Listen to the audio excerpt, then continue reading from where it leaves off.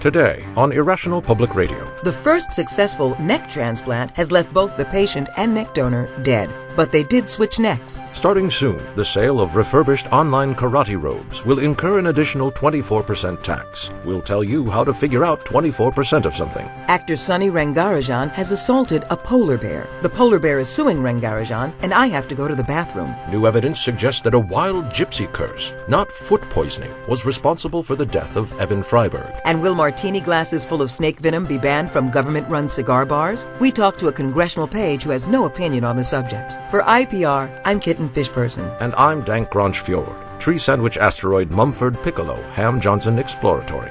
Irrational Public Radio.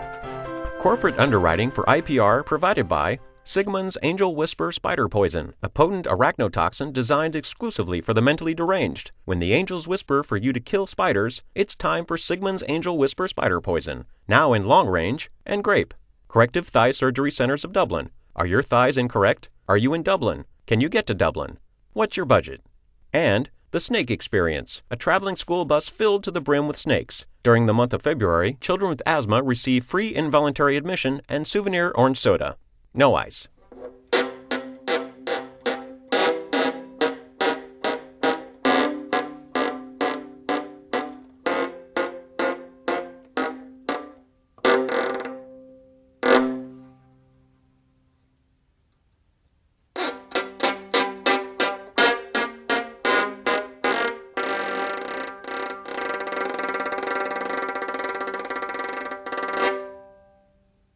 Congress has approved funding for a 3,000-mile underground water slide, which, when completed by 2085, will allow travelers to slide comfortably from Boston to 16 miles below the Earth's crust underneath Las Vegas. The trip is estimated to take a full week and culminate in a 100-mile-per-hour splash into a cave full of molten lava. Engineers have been tasked with finding a way to avoid the immediate death that would certainly follow. Hi, I'm Alex Cohen, host of KPCC's Take Two and former host of other public radio programs, including Weekend America, Day to Day, and the short-lived Mushmouth Hour, exposing the inner lives of Americans with lisps and speech impediments. I have a curvature of the spine that allows me to limbo under a park bench. My calves have the strength of a normal person's calves. I'm a 17-time world champion notary public, and I run a full-time equine haberdashery called Trigger's Closet. IPR has asked me to speak with you today, as yesterday I was busy. Though traditional public radio has been my home and vocation for many years, I've always held irrational public radio in the highest possible regard. And when higher levels of regard become available, I will hold IPR in them. As you know, commercial radio is beholden to advertisers to generate the revenue needed to operate. Irrational Public Radio has only you, its loyal listeners, to subsidize the in-depth investigation they do every day. We, as a nation, would be far poorer culturally and spiritually if IPR were to go off the air, even if for a few minutes. Their brand of thorough and objective reporting is an invaluable commodity to our nation, and its standards of intellectual purity have always served as an example to us all. Its freedom from the dictates of capitalism allow a healthy flow of information to enrich the lives of all Americans. Following the dictates of their collective professional conscience instead of commercial interests allows the staff at IPR to operate at the purest level of independence and journalistic integrity, to serve their absolutely vital role as the unimpeachable voice of objective news and information in today's world.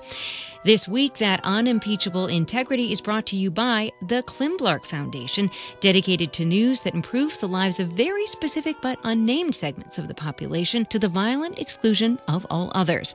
The Saltwater Council, promoting awareness of the world's most abundant and least useful resource. Scanlon Ditmar, making real changes in the way we as a nation marinate steak. The Hildy Juma Flupton Initiative, which provided no description or mission statement. And Pinky's 24-hour topless bail bonds and mortgage refinancing, with hot, dense pancakes served after 3:30 and franchise opportunities available at www.pinky's24hour topless bail bonds and mortgage refinancing company.com/beyourownboss.html. For Irrational Public Radio, I'm Alex Cohen.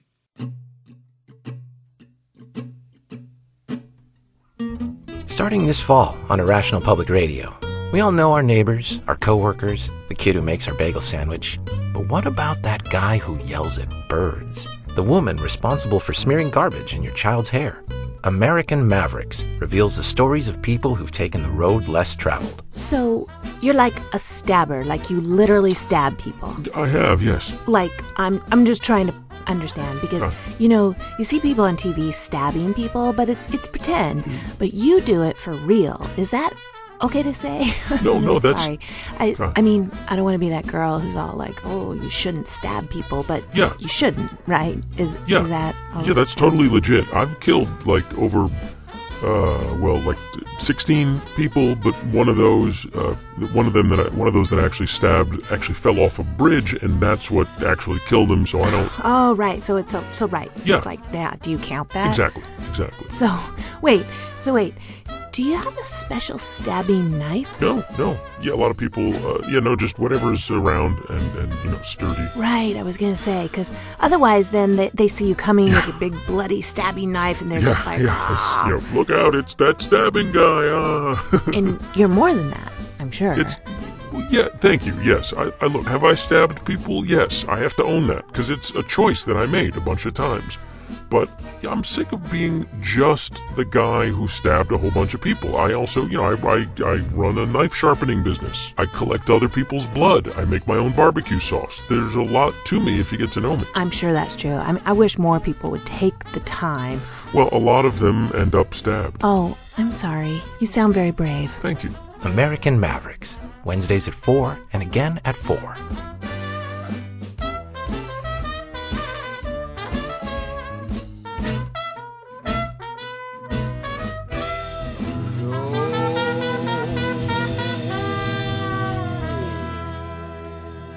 My name is Viviana Siobhan Peguina Fibromyalgia, and I love Irrational Public Radio.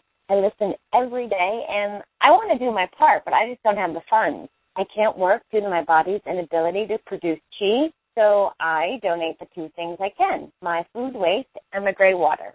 Every 2 weeks, I send IPR a large plastic tub full of skins, husks, seeds, hunks of fat, and other food scraps, as well as a military-grade plastic sleeve of gray water runoff from my shower and sink drains. It's the least I can do. They've asked me to stop, but my dedication to the quality programming Irrational Public Radio provides counts for more than letters from lawyers or stern warnings from the U.S. Postal Service. I promise you, IPR, that any obstacles keeping me from supporting the fine work that you do will be met with even more resolve. As I leave this message, I am assembling a care package for your staff. Stale candy corn, hair, half a book, a tube, all the lashes from my left eye, and a filthy poem I wrote about Martha Washington. And to all the other loyal IPR listeners, if you have any filthy Martha Washington poems, please send them to me. It is a constant struggle to always have to be the one doing that work. Thank you.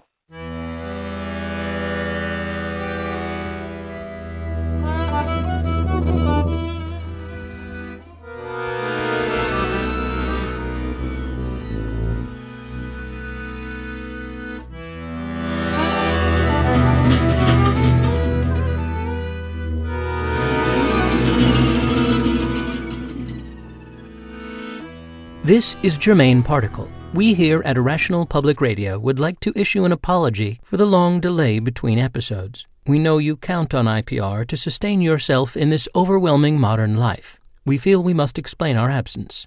Roughly 16 months ago, we received a threatening letter from the tiny independent sovereignty of Prentouche, accusing us of unfair coverage and inappropriate volume.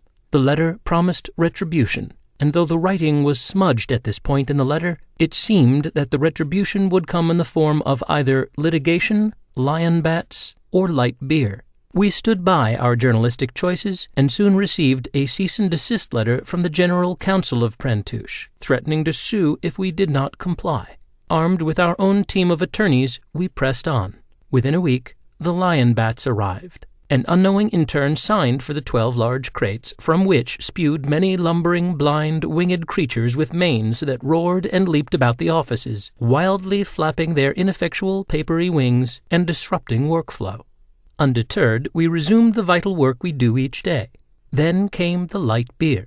Warm, bland, low-calorie lager that, as of midnight last July 1st, mysteriously careened through our hallways in a relentless tidal wave of foamy light beer that left all of our awards sticky.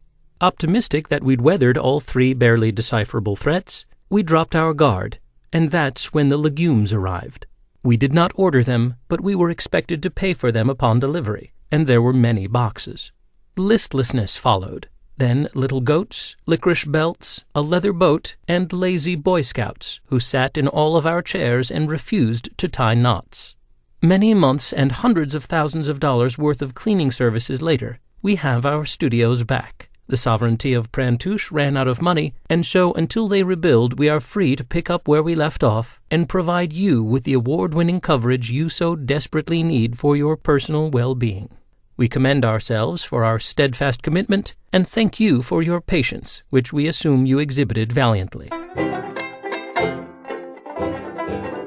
Thank you for listening to Irrational Public Radio. If you enjoy our podcasts, please consider downloading our app, provided exclusively on our refurbished IPR flip phones, now available in yellow, salmon, and as is. See episode descriptions, scroll through our lengthy instructions, take a fresh look at our episode descriptions, and upload your favorite episode descriptions to our IPR social networking platform currently in development. And please consider being an IPR Angel for life. What could be more rewarding than pledging 1/3 of your income in perpetuity to Irrational Public Radio, ensuring that generations to come will be able to experience the high standard of fundraising efforts you're enjoying right now. We've worked with our legal team to bring you one convenient long-term pledge contract, legally binding you and your progeny to years and years worth of generous support to IPR via wage garnishing and easy-to-schedule personal asset collection.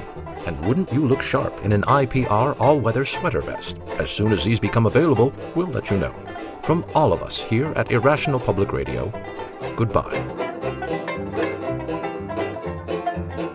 Thank you, as always, for listening to our podcast, and we do sincerely thank you for your patience between episodes. We promise to try and put out episodes more often. This episode featured the voice talents of Shaz Bennett, Alex Cohen, who took time from her actual public radio duties to play with us, thanks Alex, Jennifer DeBella, Jessica Griffin, Ben Shields, Joe Smith, and Deborah Wilson. It featured music from the Heftone Banjo Orchestra, the Sony Ventorum Wind Quintet, and the Underscore Orchestra. Our IPR theme was composed by Greg Benson. You can hear our entire podcast library and more at irrationalpublicradio.com, where you'll also find links to us on Facebook, Twitter, etc. And we always appreciate any posting, tweeting, or whatever the hell else you crazy kids are doing these days instead of talking to each other in person. Thanks again, and we hope you had fun.